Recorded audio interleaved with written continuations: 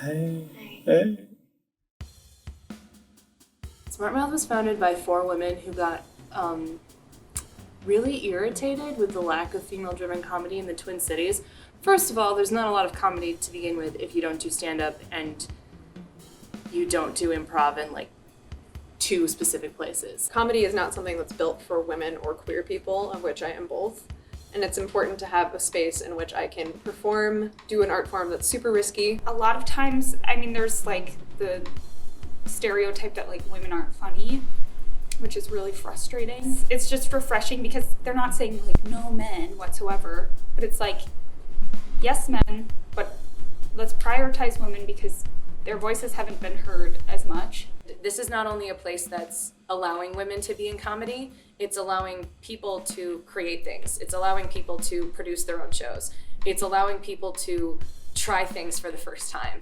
It's just been very important to me as a queer person and also a gender fluid person that this is a company that lets me do kind of whatever the hell I want. You can be a director if you want to. You can be a producer if you want to. You can try improv. You can try literally anything. Our company does everything. We've only been around for 3 years, but in the time that we've been around, we've done over 100 performances, and we've put well over 100 women on stage. And part of what we do is cultivating a supportive environment in the rehearsal process that makes its way to the stage that is definitely felt by the audience when they walk into the room. And one of the biggest reasons for that is because everyone in our company has each other's backs. It's something we actually say to each other before we do a performance. We literally take our hands and we put them on each other's backs and we say, I've got your back.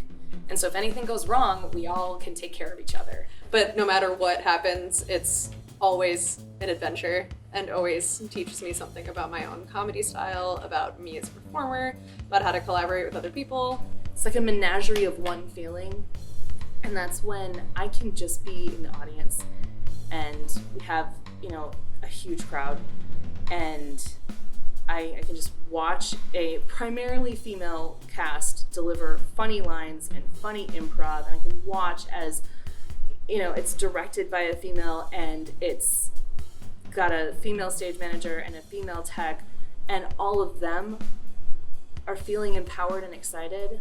But I think that people really misconstrue our message a lot. We got a lot of feedback when we did the Minnesota Fringe Festival that basically we were giving off the impression that we hate men because we're a female-driven comedy troupe. And my biggest problem with that is twofold. One, we are still a part of an industry that is very male-driven. So we have to work hard to keep our voice and our message powerful. And the other part of that is the sheer fact that we still deal with a lot of men in this industry who are fragile to the idea that women can be powerful in comedy. So when we get this feedback, it's hard for us to not be like, no, we don't hate men. We just don't like people who don't support women in comedy. Anything that creates laughter is what we do. Hashtag love wins. Right. We had been talking about doing a film collaboration for over a year at that point, but all of the people that I knew of that were doing film were trying to do something and they were in it for themselves, whereas I feel that JK is kind of in it for the art and they're in it for the teamwork. It was house party videos, went from middle school to your mid-40s, and I came in as Shelly, the girlfriend of Drew's character, and I was in post-grad and 40s. So I got to kind of come in at the tail end, which was super interesting to see what everyone was already doing.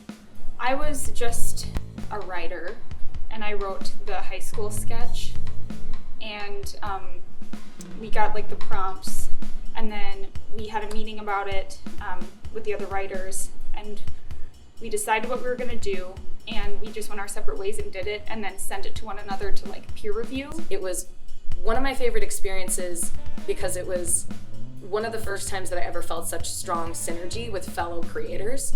We all were not just, there weren't just people that were writing, there weren't just people that were acting. Everyone was doing everything. And it just created this sense of power.